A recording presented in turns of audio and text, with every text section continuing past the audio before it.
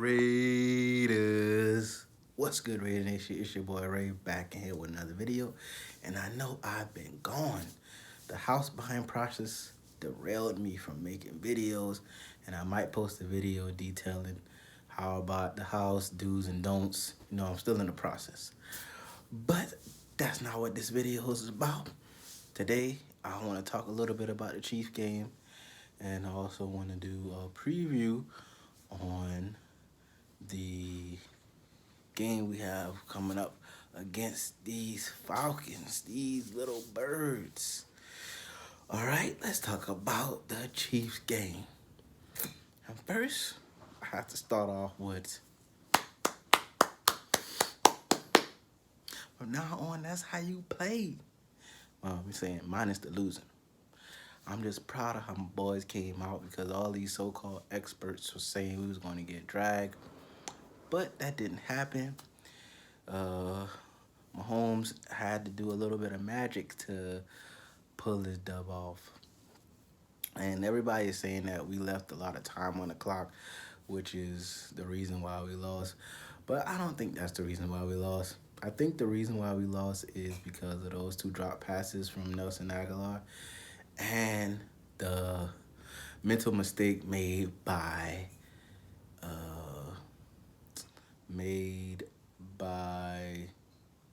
number 24. You know what I'm saying? Number 24 decided to give into Patrick Mahomes' run game at the end of the play and left his man wide open. So that's why Travis Kelce had the easy touchdown at the end of the game.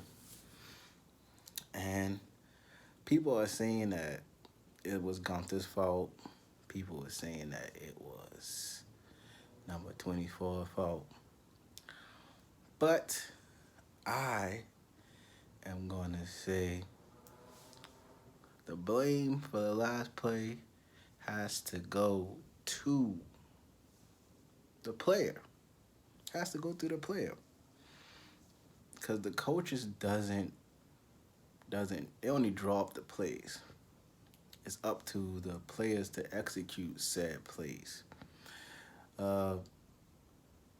If he didn't go for Mahomes rushing, he would have been there to make a play on the ball. That's like in basketball. If your coach tell you to guard the shooter and you run up on the shooter and the shooter decides to pump fake you and you bite on the pump fake, that's not bad defense from the coaching's perspective. That's bad defense on the player because you bit on the pump fake. That's basically what happened with number 24.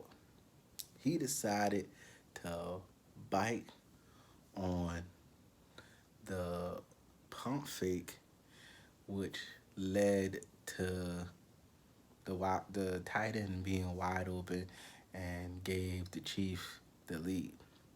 We still shot ourselves in the foot because we had a couple of drop passes that came back to hurt us in the end. And also, we decided to kick a field goal when we were 4th and 1 at the goal line. And I thought that was a bad play calling from John Gruden. He should have opted to score. Always opt to score because you playing the Chiefs. You can't, like, oh, yeah, I'm going to take it safe and, you know what I'm saying, kick the field goal because that's not enough points. We have to score touchdowns. I mean, those two drop passes from Aguilar could have been potential points. Like, let's just say at least 6 points, 2 field goals. Or even it could have came out to a touchdown. So that was us shooting ourselves in the foot. But the defense as a whole has to play better. And I understand that we was going through our trials with the CV and everything, and that's why our defense wasn't able to practice. But if you add that on to the way we played, they just deserve another round of applause. That's amazing that you freaking drugged the Super Bowl champs to a game like this, and you wasn't even able to practice. So I'm still proud of my boys at the end of the day. But blame needs to be placed where blame needs to be placed. And as for Aguilar dropping these balls, I'm just hoping that it's not a continual thing because it does hurt the team. We have to catch these balls. We have to catch them. We can't just leave potential points out there on the field.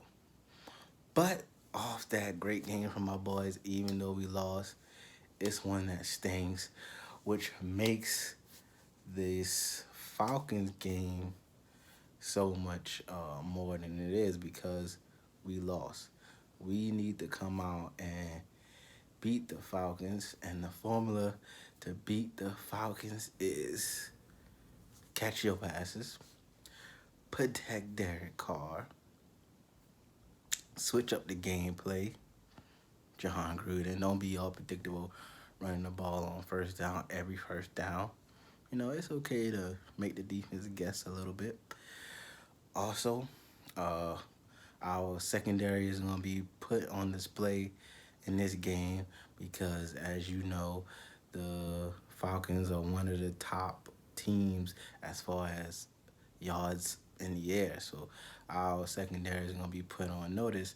I'm hoping that everyone's going to be back off of the injury list so that we can play at full capacity because in the last game, we missed those players like Cleveland Farrell. Even Jordan uh, playing a little safety a little bit. We also miss our linebacker out there not being on the field. Cause Moreau is pretty good, but I feel like our missing linebacker is a better tackler in the open field than Morrow is. And the fact that they are gonna be back is uh, very relieving for us and our defense. We need to continue to be able to uh, get pressure on the Falcons quarterback, Matt. And we also need to protect Derek Carr and protect our Josh Jacobs. And we need to find our key players. Get we need to get Henry Ruggs better involved in this offense because in the last game he only had like one touch. It's like they wasn't even looking for him as a potential option, and that's kind of worrying because he should be utilized more. He has the ability, he has the speed, he has the hands. Him and Derek Carr just need to gel a little bit more so they can get on one accord and start catching these passes. And it doesn't even have to be a 30-yard catch. Why can't it be a 10-yard catch? You know what I'm saying? Just utilize him 10 yards and let him use his speed to pick up yards after the catch. It doesn't always have to be 20, 30 plus yard play, something like that. It doesn't. You know, just get them more involved into the offense. Get them to be more used to catching the ball, relying on one another. And another key to this game is penalties. We need to limit the penalties both on offense and defense. Again, we need to have like around 5 to 6. Any more than that is basically hurting us and helping our opponents, and we don't need that. So, if our wide receivers can, if our wide receivers can catch the ball, we can protect Derek Carr, protect Josh Jacobs, get Henry Ruggs involved, also get the other players involved, Wall as well, Aguilar, get them involved. Our offense will be great and we'll score the ball. On defense, we cannot rack up the penalties. We cannot be missing assignments. And we definitely need to sharpen our tackling abilities. All these missed tackles was another reason why we lost this game to the Chiefs, because we couldn't wrap up any other running backs, which is where we really missed Farrell. We couldn't wrap up no running backs at all. And what else we need to do on defense? Of course, we need to watch Julio. We need to be on him constantly. Don't give him no room to breathe.